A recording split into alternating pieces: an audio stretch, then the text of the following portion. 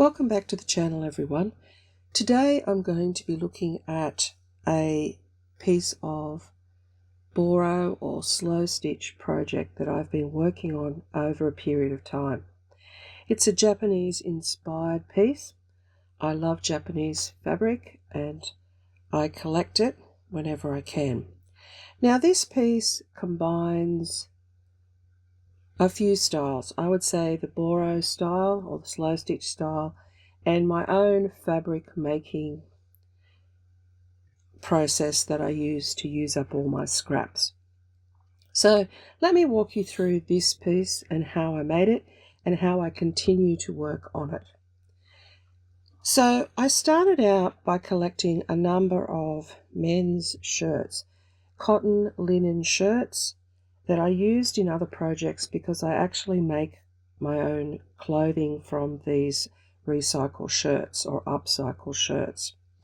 So I collected a whole range of different pieces. As you can see here, there are some chambray, some denims, linen. There's a lot of linen.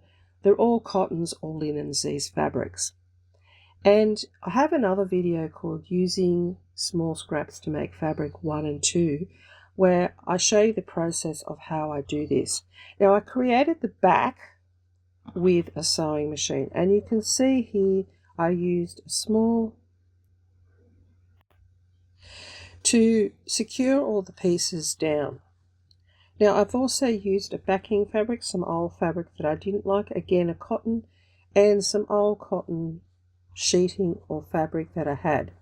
So that formed the basis. So first I created the background, the blue background, and then I started to layer on top. So what did I use? Basically the men's shirts and leftovers, Japanese fabrics, and embroidery threads, and my backing. So I've combined machine work with hand stitching. I love Boro, I love the simplicity, I love doing slow stitch projects. I pick this up and I work on it at different periods of time. Sometimes I think it's finished and sometimes I think I have to add more. So after having created the backing, I decided to get out some of these Japanese fabrics and place them here in the Boro style. Now I haven't covered the complete area, and I probably will do a lot of sewing, but I decided to use the yellow, the blue and the red. And I've continued that idea with the threads. I have yellow, red, and on this one I don't actually have any blue thread. I use circular pieces here. At the time I was just thinking that the circles worked well, and then I've just used little scraps of different fabrics. Now I'm fortunate to have a lot of very old traditional Japanese fabrics that are reclaimed from old kimonos and menswear. So I use these pieces up. They are lovely, but I need to use them up. There are also some modern fabrics here that are just really replicas of original pieces and prints, but that's okay. Now what kind of stitches? I've used my favourite straight stitch. I've done a little bit of cross hatching here. I've done a little bit of circular work here and outlines. I've done a circle here, a little bit more cross hatching, some very close stitching here. It's a bit difficult to see this, but there is some close work there and another circle there. So if I bring it up to the camera, you will be able to see some of the stitching a little bit better.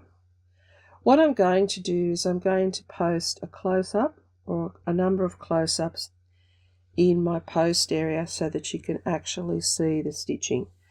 Now, why did I create this? Again, it's one of those things where I have an idea and I just wish to try it out.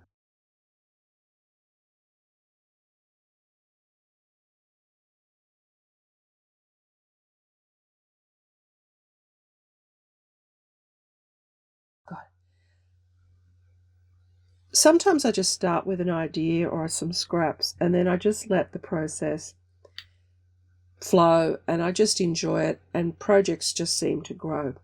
So sometimes I don't have a rhyme or reason. I'm not creating this piece to specifically make anything, but I usually turn them into pieces in the end when I've finished.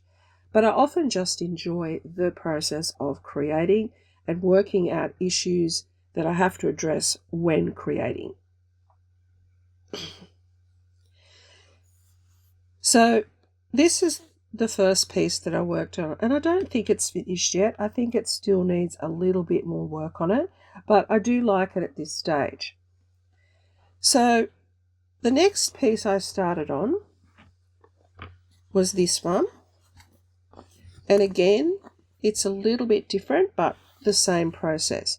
So I made the backing fabric using the process that I use for turning small scraps into larger pieces of fabric. And as you can see, the same principle here at the back. This one's a little bit easier to actually look at because I have more the white backing. So I did the original zigzag to hold all the pieces down, and then I've stitched over that using yellow, red and blue threads on this one. So it is a little bit different. This is about 47 centimeters by 34 centimeters.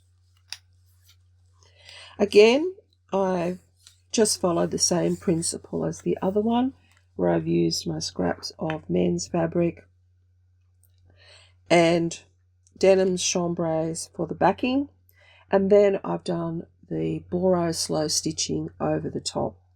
Again, I've used different pieces of Japanese fabric. This piece is a little bit older. So I have a collection, as I said, of Japanese fabrics, and I'm trying to use them up because I really enjoy the pieces. So again, it's similar to the other one. I've done some circular sewing here, slow stitches, some crosshatch. This little bit here, which I call my picket fence, which I use in a lot of my slow stitch projects. I really enjoy that. So it is like a culmination of a whole lot of different ideas coming together in one piece. So when I do this, I'm not always thinking about the end product per se of what I'm going to make it into. I'm more involved in the actual process. I'm involved in the colors. I'm involved in how I lay out the fabric. I am more involved in the overall look of the piece than things down the line. Now, people have suggested to me, my friends, that these would make, if I make another piece, would make a lovely wall hanging. And that's a possibility that they could. Others have suggested I use them and make some kind of vest or clothing, which is another possibility. I could use them as a panel in a vest. That would look really great. So I don't know what you think I should use them for. I'd like to hear what you think about these pieces and how I could actually utilize them in the future. This one still has a lot of stitching to be done on it, but again, it's a process that I pick up and I can just do at any time. It's very relaxing, gives me some time just to sit and think, or just sit and contemplate what I'm doing rather than anything else. So I hope you enjoyed this video today and a little look at some of the creative processes that I am involved in on a daily basis. Hope you enjoyed the video, and if you did, please hit the like and subscribe button. Leave me a comment below. I'd love to hear how you think I should use these pieces. And I'll continue on them and continue working on them, I should say, in the future, and perhaps create a few more. So again, thanks for being here. I hope to see you next time. Bye for now.